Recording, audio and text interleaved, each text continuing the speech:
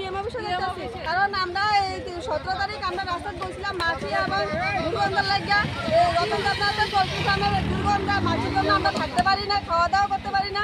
তার জন্য দাঁড়াইছিলাম। তারপরে ডিএম স্যারে কইছিলাম আমরা 3 দিনের টাইম দিচ্ছি, 3 দিনের মধ্যে বন্ধ করবো, এখন অব্দি বন্ধ করিনি।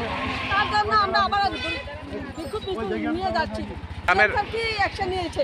না না, এরকম দল নেই, সবাই পরিবার নিয়ে বাঁচতে চলতে খুব কষ্ট হচ্ছে। তার জন্য আমাদের বলেছে যে যত তাড়াতাড়ি পারে রতন দেবনাথ কালকে এনওআইআর অ্যাপ্লিকেশন দিয়েছে, তো ওনার থেকে সময় চেয়েছে যে কিছুদিন সময় নেবে যাতে মুরুগুলি এক জায়গা থেকে অন্য থেকে শিফট করতে পারে, এই সময়টা চেয়েছে। কিন্তু কতদিনের সময় উনি বলেনি, কিন্তু রতন দেবনাথ 3 মাসের জন্য চেয়েছে, কিন্তু আমরা 3 মাস বলেছি, বারণ করেছি যে 3 মাস হবে না, যত তাড়াতাড়ি সত্য। তো আমাদের ডিএম স্যারও বলেছে যে যত তাড়াতাড়ি, ডিএম স্যারও 3 মাস মানবে না, যত তাড়াতাড়ি পারে এগুলি সরাবে, এতটুকুই কথা রেখেছে উনি। সামনে জাতীয় সড়ক অবরোধ করেছিলাম। কেন করেছিলাম? সে আমাদের এই গ্রন্থ করে ভোজতলা গ্রামে সে রতন দেবনাথ মহোদয়ের একটা বিরাট পোলট্রি ফার্ম করেছেন, যে গত 3 বছর যাবৎ সে পোলট্রি ফার্মের দুর্গন্ধে আমরা এলাকাবাসী অত্যন্ত অতিষ্ঠ হয়ে পড়েছি। সেই পোলট্রি ফার্মটা বন্ধ করার জন্য আমরা রাস্তার উপর আন্দোলন করছিলাম।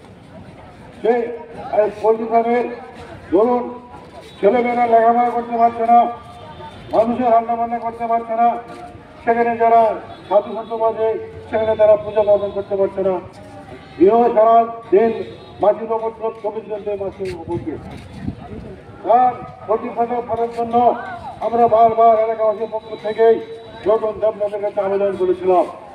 কিন্তু ওই ভদ্রলোক আমাদের কথা মধ্যে শোনেননি এবং সে আমাদেরকে মানুষ বলে গণ্য করেনি। সে একটা কিরকম হয়ে গেল, সে আমাদের প্রতি একটা দুর্ব্যবহার করে এই প্রতি বলে চলে। তাই আমরা এই পোলট্রি ফার্মটা বন্ধ করার জন্য গত 17 জুন সেই রাস্তার আন্দোলন করেছিলাম। এই রাস্তার আন্দোলন করার পরিপ্রেক্ষিতে সেখানে আমাদের সামনে বিশ্বনাথ থানার বসে গিয়েছিলেন এবং আমরা তাদেরকে বলেছিলাম আমাদের জেলা প্রশাসনের কথা বলতে চাই, কারণ উনি আমাদের এবং অভিযোগের কথা বলুক আমার কী অবস্থা আছে। কারণ আমরা এটা জানি যে সেখানে আমাদের উপর চলে একটা নির্দেশ আছে, জনগণের কাছে প্রশাসন আসবে, প্রশাসনের নিকট জনগণ যাবে না।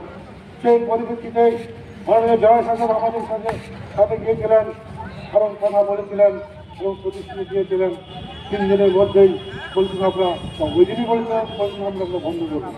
কিন্তু আজকে 3 দিন হতে চললো, পোলট্রি ফার্মটা বন্ধ হয়নি।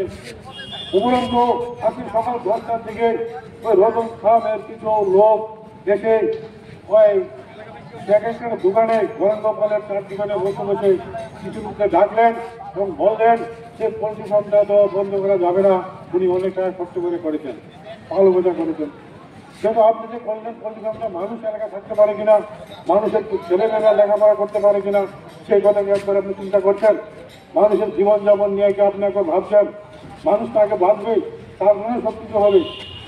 আবার তিনি বলে ট্যাঙ্কি করবে, টুঙ্কি করবে, আগে বাজে কথা করে সময় নষ্ট করার জন্য তিনি চাচ্ছেন। আমরা এলাকাবাসী থেকে বন্ধ বললো যে না, ট্যাঙ্কি করা চলবে না, এসব চলবে না, আপনি অবিলম্বে